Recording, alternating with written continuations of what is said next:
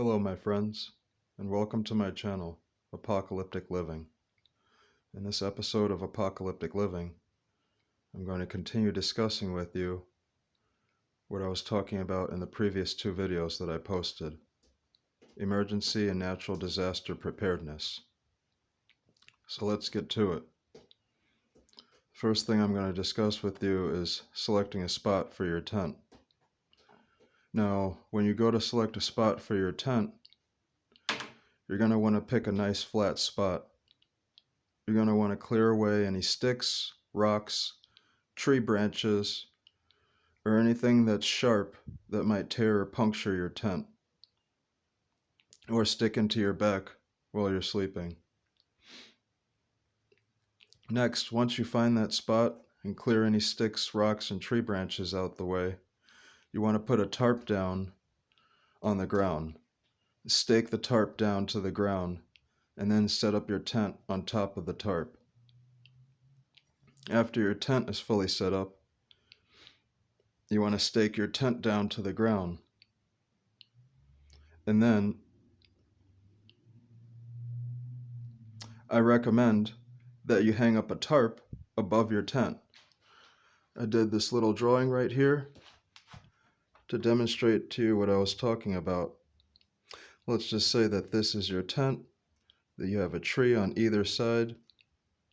You're going to want to hang a tarp directly above your tent, but on an elevated angle. So if it rains or snows, your tarp keeps the rain and the snow off of your tent. And I say that you should hang the tarp on an elevated pitch, so if the rain is coming down this way, the tarp keeps the rain off of your tent and it directs it away from your tent. So I recommend that you hang two tarps. Put one underneath your tent, one on the ground underneath your tent, and one above your tent to keep the rain and snow off of your tent.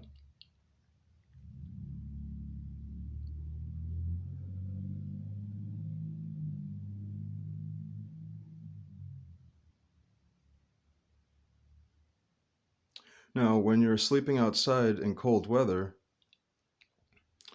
one technique that I recommend that you can use is you can boil some water and fill up a water bottle or two. You don't have to fill up the water bottle all the way. You only want to fill it up half the way or 2/3 of the way. Boil some hot water, fill up 2 water bottles, put the lid on, put them inside your sleeping bag for additional warmth. Put 1 water bottle by your feet and put another one by your stomach or your chest. Now, there's also solar panels that you can get. Some of them are very lightweight and flexible and come with a variety of different attachments so that you can charge up your laptop, your cell phone, or a Bluetooth speaker. Now, on the topic of food storage, you should always store your food in a cooler or a waterproof dry bag or a bear-proof container. I recommend that you keep your food and water out of the sunlight at all times. It should be in a nice, cool, shaded area. You can dig a hole and bury your food in the ground and store your food that way, or you can put your food in a waterproof dry bag and tie a length of rope to the bag. And you can throw the food bag up over a tree branch. You want to remember to give yourself enough slack so that you can retrieve the bag when you're hungry. Now also, on the topic of food and water storage, in terms of cooking, if you're out there long enough, you might eventually run out of fuel for your camping stove. Maybe you can't get to the store. Maybe you get to the store and the shelves are empty. Any number of things can happen. You want to become adept at building a fire pit.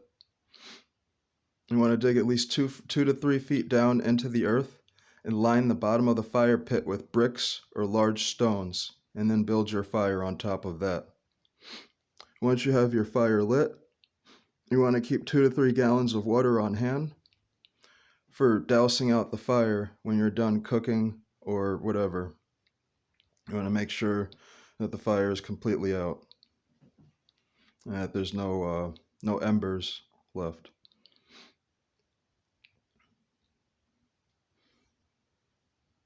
Now, if you're out there long enough, you might run out of food. So I recommend that you bring snare wire and hunting traps for catching small game. And also, you should bring seeds for growing your own food, because you might be out there indefinitely. Good socks are always an extra thing to have.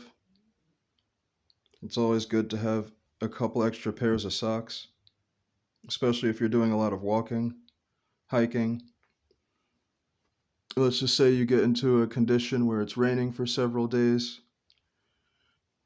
Your sneakers or your boots become waterlogged, your feet and your socks are all wet.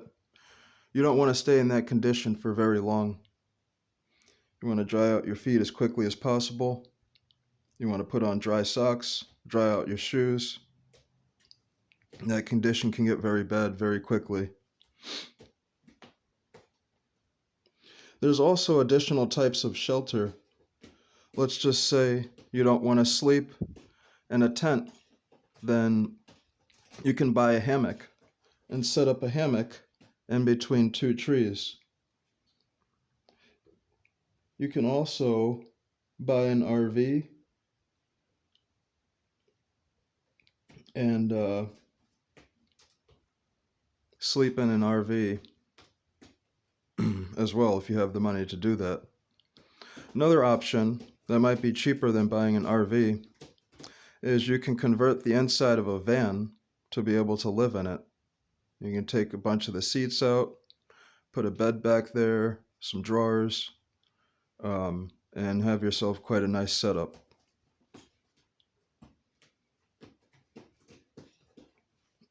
In addition to hunting and foraging for food, you're going to want to stop by a bookstore and pick up a book on how to identify edible plants. You're going to want to read the book cover to cover and become very familiar with going out in the wild and being able to identify edible plants.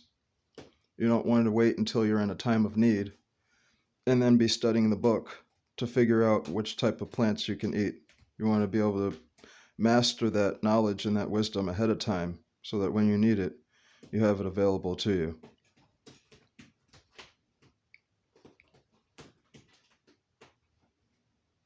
Another thing to have with you is a good axe. Certain notches can be cut into the wood to create a simple structure such as a log cabin. For those of you that don't want to live in a tent, a hammock, an RV, or a van, you can bring some woodworking tools with you and build the structure that you want to live in. I recommend that you also bring with you some biodegradable soap, such as Dr. Bronner's, and you can use this soap to wash yourself, to wash your hands, and to wash your dirty dishes. And you should also bring with you some weapons for self-defense, as well as some bear spray. Now, bear spray is just like pepper spray, except it costs about $30 to $40. And unlike pepper spray, where you have to be in close proximity to your attacker to apply the pepper spray, bear spray, you can be 10 to 20 feet away from the bear and still be able to deploy the bear spray and it'll hit the bear. So I recommend you get yourself a canister of that as well.